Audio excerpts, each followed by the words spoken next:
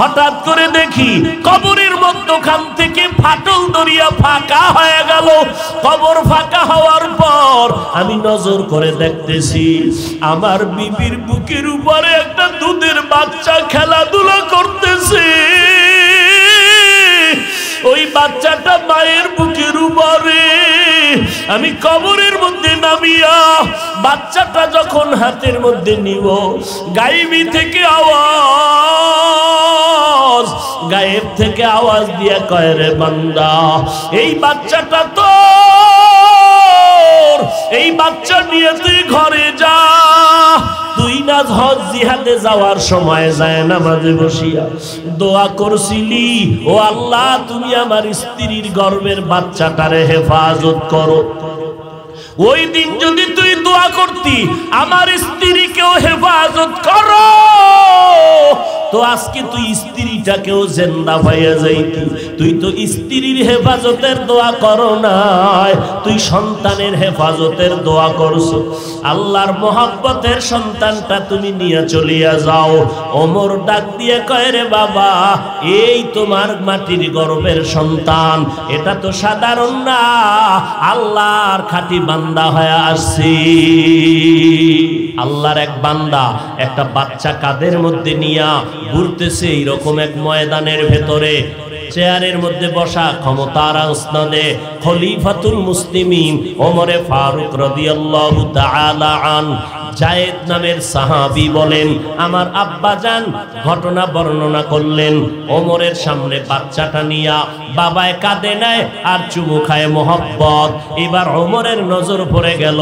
ওমর ডাক দিয়া কয়, কি আফসোস, আজকে যদি সব সন্তান আর বাবার মধ্যে এমন মহব্বত হয়ে যাইতো, তাহলে দুনিয়ার ঘরগুলো জান্নাতের বাগান হয়ে যাইতো। ওমরের আফসোসের কথাটা ওই বান্দার কানের মধ্যে গিয়া আওয়াজ তুললো। এবার আল্লাহর বান্দা নজর করে বললেন, খলিফাতুল মুসলিমিন ওমর, আপনি যে বাচ্চাটা দেখা বলতেছেন আমি এত আদর করি কেন, আমার এই বাচ্চাটা বড় কলিজার মায়ার মোহব্বতের বাচ্চা। বলে কেমন বাচ্চা? বলে এটা মালিকের কুদরতের বাচ্চা। বলে কেমন কুদরত? এটা জমিনের মধ্যে বাচ্চা না, আমার এই বাচ্চা হলো মাটির নিচের বাচ্চা। জমিনের উপরে এই বাচ্চা পাই নাই, আমি পাইছি মাটির নিচে। মাটির নিচের থেকে বাচ্চাটারে ধইরা নিয়ে আসছি। এটা জমিনের উপরের বাচ্চা না, এটা মাটির পাইছি। ওমরে ফারুক আশ্চর্য হয়ে গেলেন, এটা কিভাবে সম্ভব বলো? এইবার লোকটা চোখের পানি ছেড়ে কান্না শুরু করলেন। ও খলিফাতুল মুসলিমিন, সেটা আমার বড় করুণ জীবনের ইতিহাস। কয়দিন আর বাঁচবি রে মুমিন? কিসের বাহাদুরি করো? আল্লাহর বান্দা কান্না করে বলেন, ওমর, আমার ঘরের মধ্যে আমার স্ত্রী আর আমি ছাড়া ঘরের মধ্যে কেউ নাই। আল্লাহর হাজার শুকর, এমন এক স্ত্রী আল্লাহ আমাকে দান করেছে। আমার ঘর জান্নাত সাজানোর জন্য আমার স্ত্রী বড় যথেষ্ট ভূমিকা পালন করে। আমি বাহিরে যাই, কাজকর্মে যাই, আমার স্ত্রী দেখি ঘরের মধ্যে ঘুমায় না, নামাজের মুসাল্লায় বসে বসে আমার স্ত্রী কলিজা দিয়া দোয়া করে, ও আল্লাহ আমার স্বামীরে তুমি হেফাজত করো, আমার স্বামীর কামাই রুজির মধ্যে বরকত দান করো।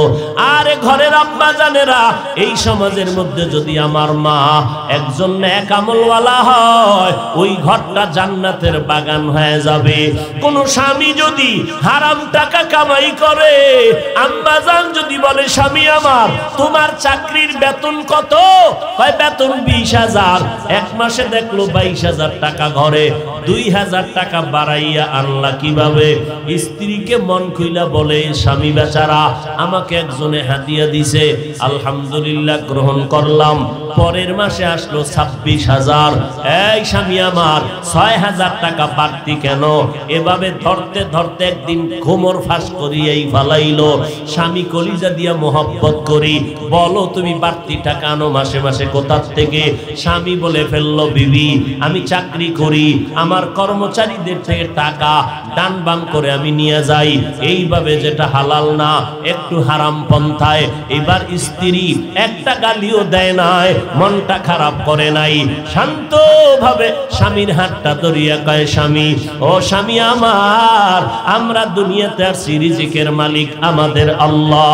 তুমি হারাম টাকা কামাই করিয়া যদি আমাদের ঘরে দাও আর আমাদের সন্তানের যদি হারাম টাকা খাওয়াইয়া বড় বানাও, এই সন্তান জীবনে মানুষ হবে না, এই সন্তান কোনোদিন মা বাবার খেদমত করবে না। স্বামী গো, না খাইয়া থাকবো, তারপর হারাম টাকার বাজার ঘরে দিবা না। এই রকম যদি আমার আম্মা জান একজন স্বামীকে বুঝাইতো, এদেশের সব স্বামীরা হালাল খাইতো, সন্তানও ভালো হইতো। সন্তান ভালো হয় না কেন? খানার ভিতরে ঝামেলা, স্ত্রীর নামাজ নাই, এদিকে স্বামীর বেচারার কামাই পুরা হালাল নাই, হারাম কামাই খাওয়াইয়া সন্তানগুলোর ঈমান আমল নষ্ট করে ফেললো। এখন যতই হুজুরের দিকে যাইতে কয়, সন্তান বাবার উপরে গরম হয়ে যায়। এখন বাবায় সন্তান কন্ট্রোল করে না, বরং সন্তান মা বাবারে কন্ট্রোল করে। আহা, কয়েক মাস আগে ঢাকা বাড্ডা থানায় বাবায় মারা গেল, টাকার পাহাড় রেখে, বড় বড় দুইটা সন্তান, বাবার লাশটা ঘরের সামনে পড়ে রইল। 24টা ঘন্টা বাবার সন্তান বাবার লাশ নিয়ে ফিকির করলো না, বরং বাবার রেখে যাওয়া টাকা পয়সা নিয়ে দোনো ভাই ঝগড়া করিয়া সারা দিন কাটাইল। বাবার লাশটা দাফন করার সময়টাও হলো না। বলো হোমনা এলাকার মুসলমানেরা, এমন কুলাঙ্গার সন্তান জন্ম দিয়া কি লাভ হবে? আর এমন কুলাঙ্গারের বাবা দাবি করলে কি লাভ হবে? ওমরে ফারুক রে ডাক দিয়ে কয়, ও পয়গম্বরের সাহাবী খলিফাতুল মুসলিমিন, আমার ঘরে আমার স্ত্রী, একটা বাচ্চা নাই, স্ত্রীও নামাজ পড়ে দোয়া করে, আল্লাহ সন্তান লাগবে না, যদি দাও নেককার সন্তান দান করিও, যেই সন্তানের দ্বারা আমাদের ইজ্জত বাড়বে, সন্তানের কারণে যেন আমাদের ইজ্জত নষ্ট না হয়, এমন সন্তান আমার একটাও দরকার নাই। আর যেই সন্তানের দ্বারা আমার সম্মান বাড়বে, এমন সন্তান 50টা হলো সেজদা করব মাওলা তোমারে শুকরিয়ার সাথে। আল্লাহর বান্দি দোয়া করে, বেপরদায় চলে না, নামাজ ছাড়ে না, আমার জন্য দোয়া করে। একদিনের ঘটনা, আমার ঘরের মধ্যে আমরা আছি, আল্লাহর মহব্বতে হঠাৎ করে ডাক এসে গেল, যুদ্ধের ময়দানে যাওয়া লাগবে, বাতিলের মোকাবেলায় জিহাদের ময়দানে যেতে হবে। আমি চিন্তা করলাম, জিহাদের ময়দানে যাও তো ইমানের দাবি, এদিকে আমার ঘরের মধ্যে আমার স্ত্রী একা, সন্তানও নাই, সন্তান একটা আছে গর্ভে, বাচ্চা গর্ভের ভেতরে। আল্লাহর কাছে দোয়া করতেছিলাম আল্লাহ হেফাজতের জন্য, কিন্তু আমার স্ত্রীকে পাহারা কে দিবে? আমি যুদ্ধের ময়দানে যদি যাই, আমার স্ত্রীকে পাহারা দেওয়ার মতো কেউ নাই। আমি এখন সিদ্ধান্ত নিতেছি জিহাদের ময়দানে যাওয়ার কোনো প্রয়োজন নাই। আমার স্ত্রী একদিন দেখে আমি পেরেশান পেরেশান ভাব, স্ত্রী বলে, স্বামী এত পেরেশানি কেন অন্তরে? এই খবর জিহাদের ময়দানে ডাক আসছে, এখন কি করি?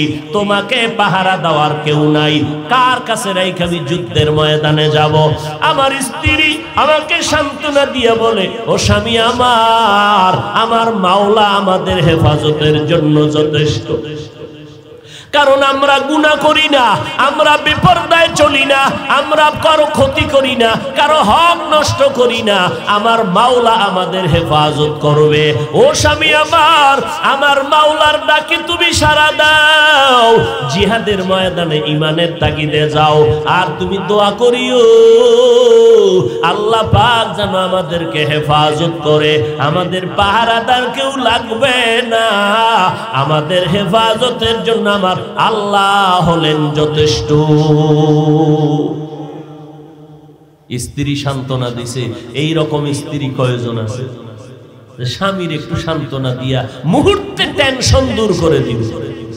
আম্মা জানেরা মাইকের আওয়াজ শুনতেছেন, স্বামী বেচারা কষ্ট করে করে করে করে জীবন শেষ, রাত নাই দিন নাই কত কষ্ট করে কামাই করে, নিজে খাওয়ার জন্য কোনো সময় কামাই করে না।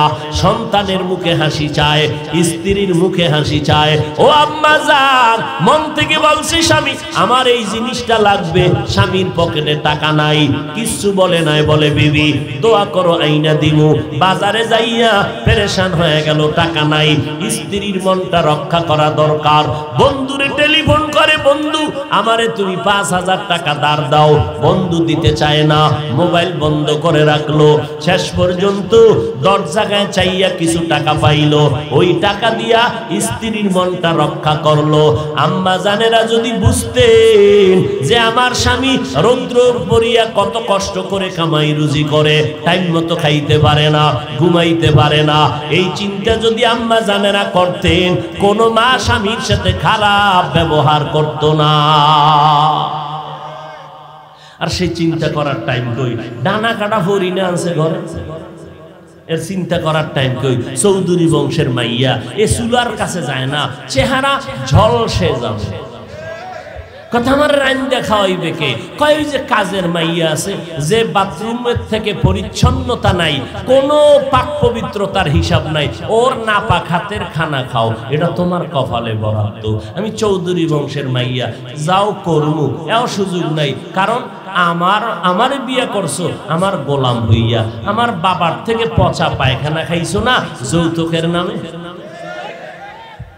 এটা তোমার বাড়ি না, এটা আমার বাড়ি, আমার বাবার টাকা, অতএব আমি যা বলবো তাই মেনে চলতে হবে। এই রকম যৌতুক খাইয়া এরপরে বিবাহ করে বাহাদুরি করার আর জিন্দিগির সব বন্ধ হয়ে গেল। ও বাইরে বহু মাস্তানি, ঘরে আইলে বিলাই। বুঝেন না? আমি মাঝে মাঝে উদাহরণ দেই। একজনে হোমনা বাজারে গেছে, কথার কথা তো জিগায় নদীর মাছ পাইছে, একটা বিশাল বড় বোয়াল মাছ, দাম কত? কয় 1300। কয় 30 টাকা দিবিনি? মাছ আলা কয় জুতা জোড়া লরে, বোধহয় বহুদিন হয়েছে জুতার সাথে মোলাকাত হয় না। জুতা লয়ে যখন হাতে দৌড়ে নি দিছে, আরে দৌড়, তোর বাবা খাইছে নি বল মাছ, দেখাই দিয়েছে। এক দৌড়ে ঘরের ভিতরে ঢুইকা আল্লাহর বান্দা কয় ওর বাবা খাইছে কোনোদিন মাছ? ম্যাডাম কয় তুমি ধমকাও কারে? কারে বাজারে গেলাম, মাছ ওলাকে জিজ্ঞাসা করলাম বল মাছ কত? কয় 1300। বললাম 30। কত বড় বেয়াদব, আমারে জুতা নিয়ে দৌড়ানি দিয়ে কয় তোর বাবায় খাইছে। ওর বাবায় খাইছে কোনোদিন? ম্যাডাম বলে ধমক তুমি এখানে কেন, সেখানে দাও। ওখানে না দিবে এখানে কেন? ওখানে দিলে তো চামড়া তুললে ফেলাইবে তিনজনে দইরা, এই জন্য এখানে ধমকটা দিলাম। এরকম কিছু চাপাবাজ বাইরে বাইরে বহু মাস্তানি করে, ঘরে আইলে বিলাইয়ের মতো, কোনো আওয়াজ নাই, সব সাইলেন্ট হয়ে মোরাকাবায় ঢুকছে, কোনো আওয়াজ দেওয়া যাবে না, না জায়েজ। আল্লাহ হেদায়াত দান করুন। হায় হায়, এই যৌতুক খাইয়া, হারাম খাইয়া কি হবে সন্তান ঘরের মধ্যে? অথচ ইসলাম বলে যৌতুক হারাম। শ্বশুর শাশুড়ির কষ্ট দিয়ে তুমি খাইয়া এরপরে শান্তি, আর ওই ঘরে নেককার সন্তান কশ্চিন কালেও হবে না, কোনদিন আশা করলেও হবে না। যারা যৌতুক খায় এরা পৃথিবীর নিকৃষ্ট জালেম।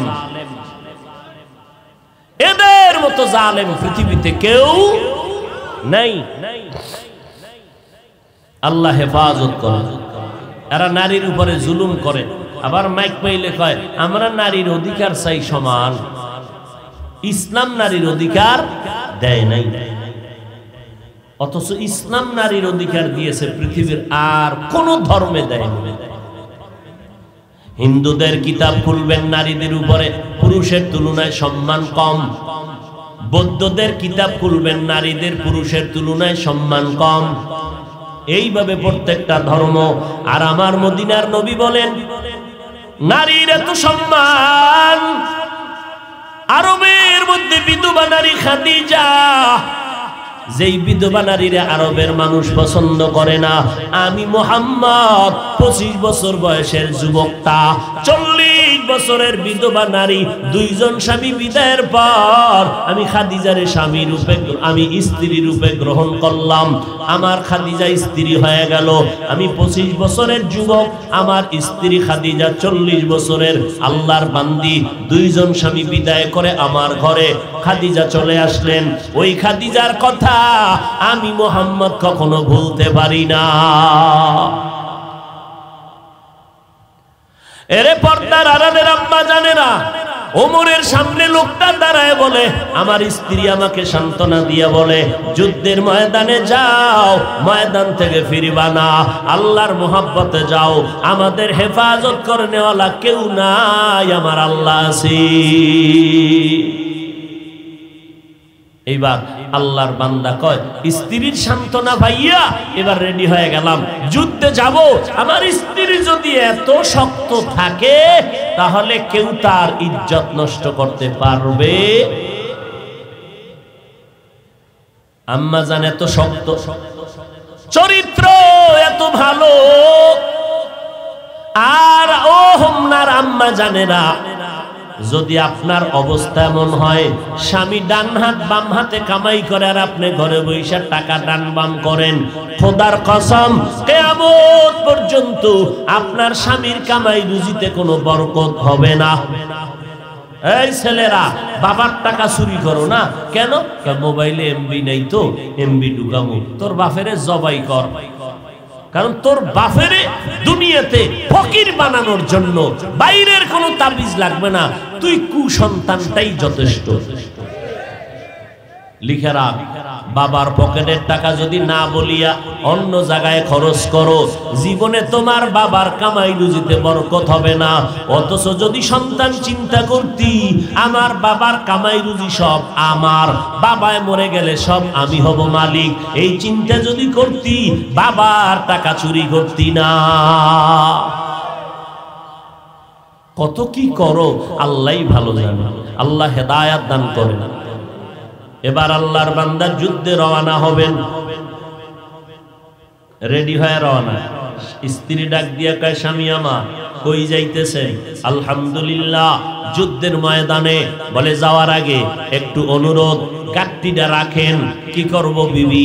বলে যায় নামাজটা বিছাইয়া সুন্দরভাবে 2 রাকাত সালাতুল হাজাত নামাজ পড়িয়া আমাদের জন্য মাওলার দরবারে দোয়া করবেন, আপনার নিরাপদ সফরের জন্য দোয়া করবেন। ও খলিফাতুল মুসলিমিন ওমর, আমার স্ত্রী আমাকে 2 রাকাত নামাজের জন্য যখন বুঝাইলো, আমি যায় নামাজ বিছাইয়া নামাজের মুসাল্লায় গেলাম, আল্লাহর কাছে দোয়া করলাম, হে মালিক, আমার স্ত্রীর গর্ভে বাচ্চা কুদরতের দ্বারা তুমি হেফাজত করিও, আমার সফরটাকে নিরাপদ করিও। দোয়া করিয়া আমি যুদ্ধের ময়দানে চলে গেলাম। যুদ্ধ চললো বহুদিন, এরপরে আমি চলে আসলাম বাড়ির দরজায়। আমার মাওলার কুদরত, আমি বাড়ির দরজায় এসে দেখলাম পুরো বাড়িটা অন্ধকার, শরীরের মধ্যে কেমন কম্পন শুরু হয়ে গেল। 1 কদম 2 কদম দিয়া ঘরের কিনারায় যখন আইসা দাঁড়াইলাম, ঘরের দরজায় তাকায় দেখি আমার ঘরের দরজা তালা লাগানো, কেউ ঘরের মধ্যে নাই। আমি পেরেশান হয়ে গেলাম, কই আমার বিবি? পাহারা দেওয়ার জন্য তো কাউরে রাখি নাই। আমার বিবি ছিল একা, পেটে বাচ্চা। আমার বিবি কোথায় গেল? পুরা বাড়ির মধ্যে একটা ঘর আছে, আমার চাচাতো ভাইয়ের ঘর। আমি দৌড়াইয়া গেলাম, এরে ভাই আমার ঘর তালা লাগানো কেন? আমার ভাই জবাব দেয় না, চোখের পানিগুলো রুমাল দিয়ে মুছে আর কাঁদে। এরে ভাই জবাব দে, কেন কাঁদো? আমার ভাই ডাক দিয়ে কই, রে ভাই তুমি যুদ্ধের ময়দানে যাওয়ার পর আমার ভাবি দুনিয়ার থেকে হঠাৎ ইন্তেকাল হয়ে গেল। আমরা দেরি না করিয়া দাফন কাফনের ব্যবস্থা করে ফেললাম, কবরের মধ্যে দাফন করে দিলাম বাড়ির পেছনে। ওই দিন থেকে ঘরের মধ্যে তালা লাগায় দিলাম। আল্লাহর বান্দা চোখের পানি ছেড়ে বলে, খলিফাতুল মুসলিমিন আমি আর দাঁড়াইয়া থাকতে পারি না, কলিজায় বড় দুঃখ। আমার স্ত্রী মরিয়া গেল, বিদায় নিতে পারলো না।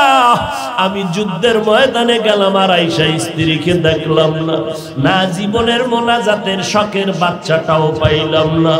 আমার বাইরে বললাম, চল কবরের কিনারায় চল, আমি দুনিয়ায় কিছু দিতে পারি না, আমার স্ত্রীর জন্য আমি কলিজা দিয়ে একটু কবরের কিনারায় গিয়ে জিয়ারত করে দোয়া করি, চল। আমার চাস্তো ভাইটার হাতে ধরে যখন আমি কবরের দিকে রওনা, বাড়ির পেছন দিকে যখন নজর দিলাম, সন্ধ্যাবেলা নজর করে দেখি অন্ধকার, ওই কবরের পুরা এলাকা আলোতে ঝলমল করতেছে, দিনের মতো আলো। আমি কবরের কিনারায় গিয়ে দেখি, আমার ভাইকে বললাম, এত আলো কেন দেখা যায়, বাতি লাগাইছো?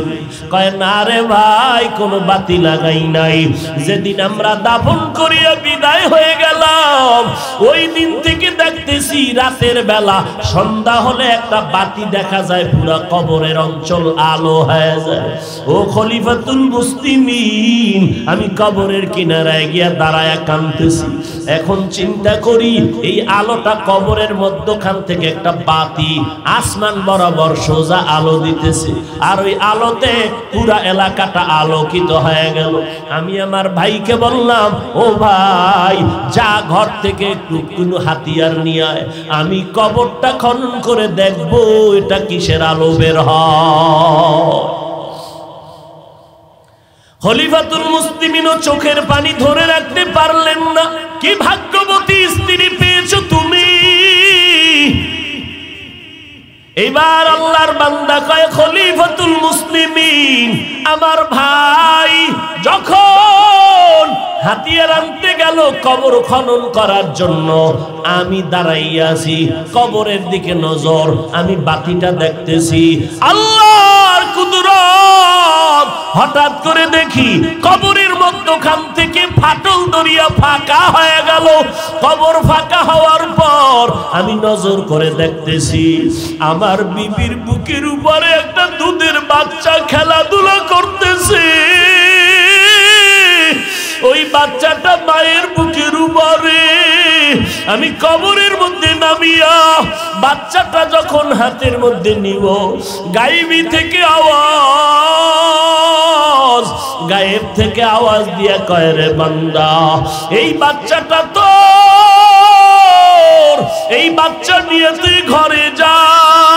তুই না হজ জিহাদে যাওয়ার সময় যায় নামাজে বসিয়া দোয়া করছিলি, ও আল্লাহ, তুমি আমার স্ত্রীর গর্ভের বাচ্চাটারে হেফাজত করো। ওই দিন যদি তুই দোয়া করতি, আমার স্ত্রীকেও হেফাজত করো, তো আজকে তুই স্ত্রীটাকেও জিন্দা পাইয়া যাইতি। তুই তো স্ত্রীর হেফাজতের দোয়া করো নাই, তুই সন্তানের হেফাজতের দোয়া করছো। আল্লাহর মহব্বতের সন্তানটা তুমি নিয়ে চলিয়া যাও। ওমর ডাক দিয়ে কয়, রে বাবা, এই তোমার মাটির গর্ভের সন্তান, এটা তো সাধারণ না, আল্লাহর খাঁটি বান্দা হয়ে আসছি। এরে নবীর উম্মতের দলেরা, কয়দিন আর দুনিয়াতে বাহাদুরি করবি রে যুবক। ও পর্দার আড়ালের আম্মা জানেরা, সন্তান তো সবাই চায়, আল্লাহ তো সবাইরে সন্তান দেয় না। আর আজকে যাদের সন্তান আছে, মানুষের মতো মানুষ বানাইয়া কবরে যাও। ও বাবা, স্কুলে পড়া বন্ধ করবা, এটা আমরা বলি না। মাদ্রাসায় আসো, তাও বলি না। কলেজে পড়াইয়া সন্তানটারে ডাক্তার বানাও, ইঞ্জিনিয়ার বানাও, প্রফেসর বানাও, অন্তর দিয়া দোয়া করে যাই। তবে দাবি হইল সন্তানটা যেন আদর্শহীন না হয়, চরিত্রহীন না হয়। আর সন্তানটারে যদি আদর্শবান বানাইতে চাও, বাবার তুলনায় মায়ের আদর্শ ভালো হতে হবে। কারণ সন্তান বাবার দিকে ফলো করে না, মাকে বেশি ফলো করিয়া চলে, সময় বেশি মায়ের কাছে দেয়। এই জন্য বিশ্ববরেণ্য দার্শনিক ইমাম গজালি বলতেছেন, রে মানুষ, একটা সন্তানের জন্য মা হলো প্রাথমিক শিক্ষিকা। এরে আম্মা জানেরা, আল্লাহর মোহাব্বতে আপনি ঘরে থাকবেন, নবীর তরিকায় চলবেন, 5 বেলার নামাজ পড়বেন, সন্তানটারে আদর্শওয়ালা বানাবেন। কয়দিন আর বাঁচবেন রে আম্মা জান?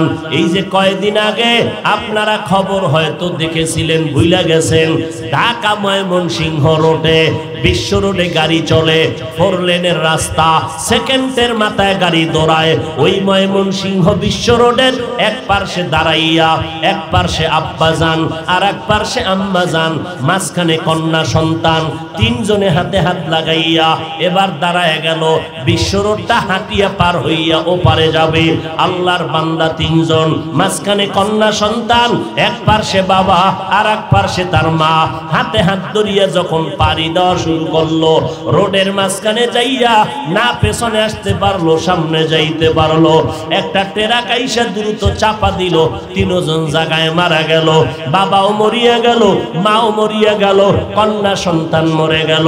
কিন্তু আমার মাওলার কুদরত, ওই মহিলার গর্ভে একটা বাচ্চা, বাচ্চাটা ট্রাকের চাপে বের হয়ে গেল। আল্লাহর কুদরত, ওই বাচ্চাটা এখনো জমিনে বেঁচে আছে। কত মানুষ গেল হসপিটালে গিয়া কয় টাকা লাগবে কত, বাচ্চাটারে আমাকে দাও। এই বাচ্চাটা আমার মাওলা পাকের কুদরতের বাচ্চা।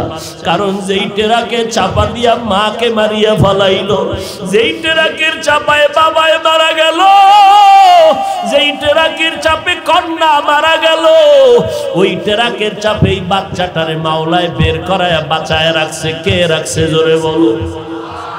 এই বাচ্চাটারে বাঁচানোর মালিক আমার আল্লাহ।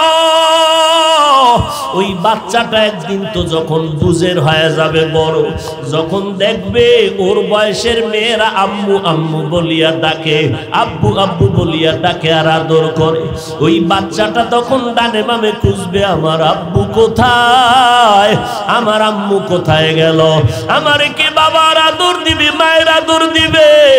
ওরে যুবকেরা, কয়দিন আর দুনিয়ায় বাহাদুরি করবি রে বাবা?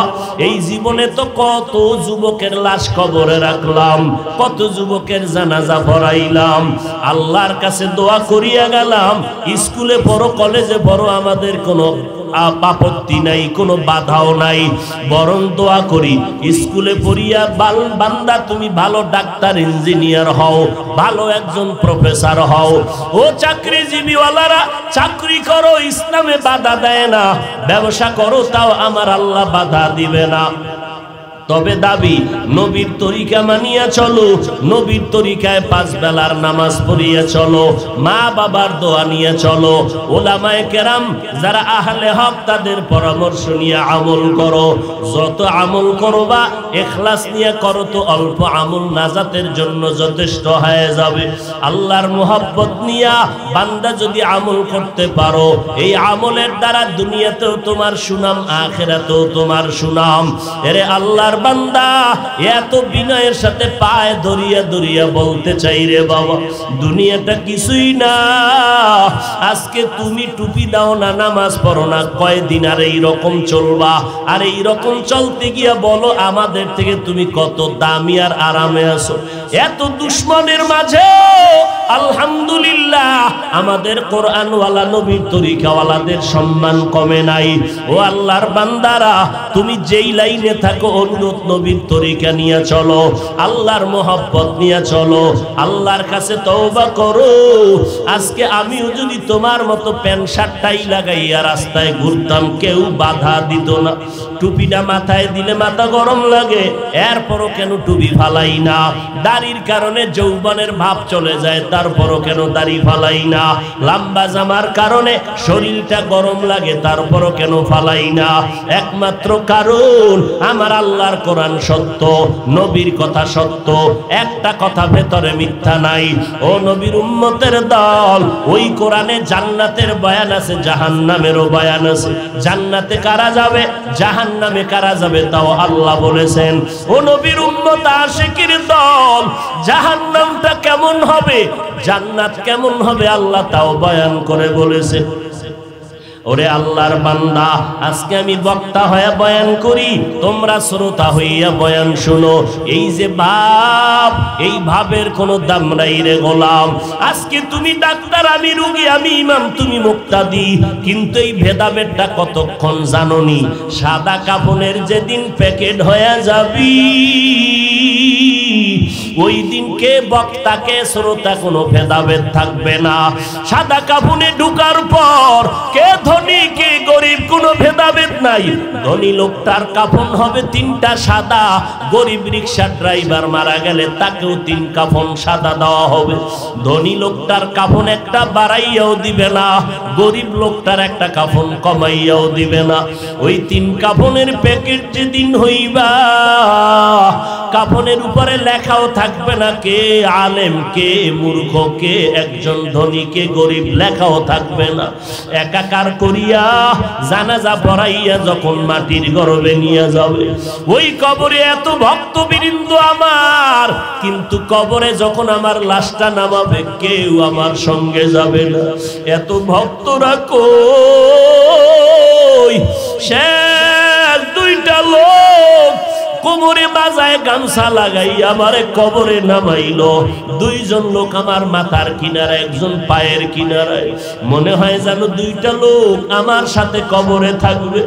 কিন্তু যখন বাঁশের চাল বিছাইয়া কলা পাতা দেয়, আমার কাফনের মাথার মুষ্টি পায়ের মুষ্টি খুলিয়া 2 মাথার থেকে 2 জন লাফ দিয়া উঠিয়া চলিয়া গেল। এখন ওই কবরে অন্ধকার মাটি, ডানেও কেউ নাই, বামেও কেউ নাই, আমি এখন একা। আমার এত ভক্তবৃন্দ আজ আমারে একা ফালাইয়া চলিয়া গেল। কই আমার আপন বন্ধুরা, কই নেতা, কই আমার মুরব্বী, কই হুজুর, কেউ আমার সাথে নেই। কই আমার কলিজার সন্তান, একজনও আমার সঙ্গে নাই। নবী বলেন এখন এই কবরে 2 জন ফেরেশতা হাজির হয়ে যাবে। সবাইকে 3, ধনী হও গরিব হও, হিন্দু হও মুসলমান হও, প্রশ্ন 3টার জবাব দাও। দিতে পারলে কবর হবে জান্নাত, জবাব দিতে না পারলে হবে জাহান্নাম। রবের পরিচয় দাও, ধর্মের পরিচয় দাও, রাহমাতুল লিল আলামিনের পরিচয় দাও। নবী বলেন যারা দুনিয়াতে রবের গোলামি করিয়া মরবে, কবরে জবাব দিবে রব্বি আল্লাহ, আমার রব একমাত্র আল্লাহ। যারা দুনিয়াতে ইসলাম মেনে কবরে যাবে, এরা জবাব দিবে দীনিয়াল ইসলাম, আমার ধর্মের নাম ইসলাম। দুনিয়াতে যারা নবীর সুন্নতের আমল করে চলবে, এরে যুবক, আজকে তোমাকে কেন ভয় পাইতে হয়? তোমার মতো যুবক স্কুলে পড়ে, কলেজে পড়ে, 5 বেলার নামাজি বলো আছে না নাই? তুমি কেন পারবা না রে বাবা? তোমার মতো যুবক র‍্যাব, আর্মি, পুলিশ, বিডিআর এর চাকরি করে নামাজ বাদ দেয় না। বিবেকটাকে জিজ্ঞাসা করো বাবা, তুমি পারো না কেন? তোমার মতো বান্দা নদীর মধ্যে মাছ ধরে, কৃষি কাজ করে, নামাজ ছাড়ে না। চেয়ারম্যান, মেম্বার, এমপি, মন্ত্রী, ওসি, ডিসি, এসপি, 5 ওয়াক্ত নামাজির অভাব নাই। বলো বাবা তুমি কেন পারবা না? আল্লাহর আযাব কি মিথ্যা মনে করেছো? কোরআনের বয়ানটা কি মিথ্যা মনে করেছো রে বাবা? ওই কবরে যাওয়ার পর যদি গুনাহগার হইয়া যাও, নামাজ না পড়িয়া নবীর সুন্নতের জবাই করিয়া কবরে যাও, 3টা প্রশ্ন যখন করবে, একটা জবাব দিতে পারবা না। নবী বলেন সাথে সাথে আমার আল্লাহ গায়বী আওয়াজ দিয়া বলবেন, ও ফেরেশতা, এই নাফরমানকে আর সময় দিও না। দুনিয়াতে আমি আল্লাহ কম সুযোগ দেই নাই। আমার দেওয়া পানি, আমার দেওয়া সূর্যের আলো, চাঁদের আলো ভোগ করলো, আমার দেওয়া হাওয়া বাতাস, জমিনের ফসল খাইলো, গাছের ফল খাইয়া এত বড় নিমক হারাম একবারও আলহামদুলিল্লাহ বলে নাই। ওলামায়ে কেরামেরা পায়ে ধরিয়া ধরিয়া নামাজের দাওয়াত দিত, এক বেলার নামাজও ভরে নাই। ও পর্দার আড়ালের আম্মা জানেরা, আপনারা নবীদের মা, সাহাবায়ে কেরামের মা, আউলিয়াদের মা, আপনারা হাফেজে কোরআনের মা। মনটা কি চায় একজন ভালো সন্তানের মা হইয়া কবরে যাও? আজকে তুমি স্বামীর টাকা নিয়ে কত মার্কেটে ঘুরো আর আনন্দ করো, যেদিন সাদা কাপড়ের প্যাকেটটা হয়ে যাইবারে মাগো, তোমার সন্তানেরা মা মা বলে ডাকবে, জবানে কোনো আর আওয়াজ হবে না। ওই কবরে রাখার পর তিনটা প্রশ্নের জবাব যদি দিতে না পারো রে মা, আমার আল্লাহ রাগান্বিত হয়ে বলবে, রে ফেরেশতা, এই নাফরমানের আর সুযোগ দিও না, এখনই কবরে জাহান্নামের বিছানাটা দিয়ে দাও, জাহান্নামের সাথে রাস্তা খুলিয়ে দাও। একটা না, দুইটা না, 99টা সাপ কবরে সে ভরে যাবে। ও যুবকেরা, আল্লাহর নবীর সাহাবায়ে কেরামেরা জান্নাতের টিকিট পাওয়ার পরেও কেন কান্না করলেন কবরের আযাবের ভয়ে? সেই তুলনায় বলো তোমার আমার কি পরিমাণ কান্না করা দরকার। চোখ দুইটা বন্ধ করলে মনে হয় এই ময়দানে আমার মতো গুনাহগার কেউ নাই। গুনার কারণে আমার হাত না পাক, চোখ না পাক, জিহ্বা না পাক, অন্তর না পাক। ও আল্লাহর বান্দারা, ওই কবরে জাহান্নামের আযাব সহ্য করা যাবে না। আমার নবী বলেন, আমার আল্লাহ রাগান্বিত হইয়া সর্বশেষ কবরের মাটিকে ডাক দিয়া বলল, ওরে কবরের মাটি, এই গুনাহগার নাফরমানের দুই পার্শ্ব থেকে জোরে জোরে চাপ দাও। এত জোরে চাপ দিবে পাঁজরের হাড়গুলো চুরমার হয়ে যাবে। বিশ্বাস করো না রে বাবা, এই জন্যই তো আমার মাওলা মাঝে মাঝে এই বাংলাদেশে কত কবরে আগুন দেখাইয়া দিলেন, কত কবরে সাপ বিচ্ছু দেখাইয়া দিলেন, আবার কত কবরে 20 বছর 30 বছর পর কাফন সহ লাশটা তাজা পাওয়া গেল। যত কবরে তাজা পাওয়া গেল কাফন সহ সব হলো নামাজীদের কবর, আর যত কবরে আযাব দেখা গেল সব হলো বেনামাজীদের কবর। ও আল্লাহর বান্দারা, হেদায়েতের মালিক আমার আল্লাহ। আবু জাহাল নবীর বয়ান শুনিয়ে 13 বছর হলো কালেমা পড়ে নাই। এই জমিনে কিছু শক্ত অন্তরওয়ালা থাকবে যাদের কোনো বয়ানে দিলটা নরম করা যাবে না, তবে দুই একজন আল্লাহর গোলাম মাথাটা নত করিয়া যদি একটু দুর্বলতা নিয়া আমার মালিকের ডাক দিয়ে বলে, মালিক, আমার ঘরের কেউ জানে না আমি কত বড় গুনাহগার, আমার মা বাবা স্ত্রী পরিবারের কেউ জানে না আমি কত বড় অন্যায়কারী। ও আল্লাহ, তুমি জানো, আজকে থেকে ওই অন্যায় থেকে ফিরে গেলাম। আমার মতো যুবক যদি এই লাইনে থাকিয়া নামাজ পড়ে চাকরি করে, আমি কেন পারবো না? আজকে থেকে তওবা করে নিব, মরিয়া গেলে যাব আর নামাজ বাদ দিব না, মা বাবারে কষ্ট দিব না, ওলামায়ে কেরামের বিরোধিতা করে গুনাহগার হব না, দেশের বিরুদ্ধে জাতির বিরুদ্ধে কোনো ষড়যন্ত্র করব না, মা বাবার দোয়া নিয়ে চলবো। কারণ মা বাবার চোখের পানি আর দোয়া ছাড়াই চেয়ারে বসতে পারি নাই। ও সন্তানেরা, ওই মা বাবার চোখের পানি আর দোয়া ছাড়া পরীক্ষায় ভালো নাম্বার পাও নাই, বাড়ি গাড়ির মালিক হতে পারো নাই, ওই মা বাবার দোয়া নিয়ে সামনে আগাও। তওবার মতো তওবা করো, চাকরি করো, ব্যবসা করো, লেখাপড়া করো, আজকে থেকে নবীর বিরুদ্ধে যাইবা না, মা বাবারে কষ্ট দিবা না, ওলামায়ে কেরামের বিরুদ্ধাচরণ করবা না, নবীর তরিকা নিয়ে 5 বেলার নামাজ পড়ে চলবা। তওবা করার মতো যদি অন্তর কারো তৈরি হয়, অন্তরে যদি কোনো মুনাফিকি দুর্বলতা না থাকে, খাঁটি তওবার নিয়ত যাদের আছে, আমি তাদেরকে বলবো দুটো হাত আমার আল্লাহকে দেখাইয়া দাও। আয় আল্লাহ, হাতগুলো কবুল করে নেন, তওবা কবুল করে নেন, তওবার উপরে মজবুত হইয়া চলার তৌফিক দান করেন, আমিন।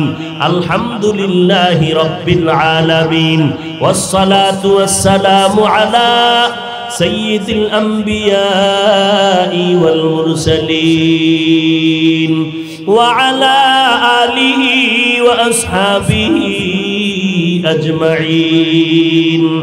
ইয়া আরহামার রাহিমিন,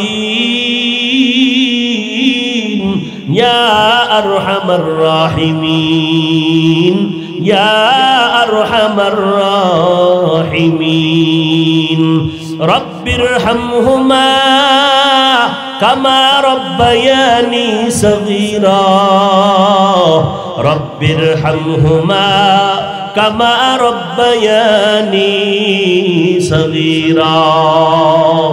बता हमको तेरे राह किस तरफ है, तेरे राह पर चला हमको खुदाया।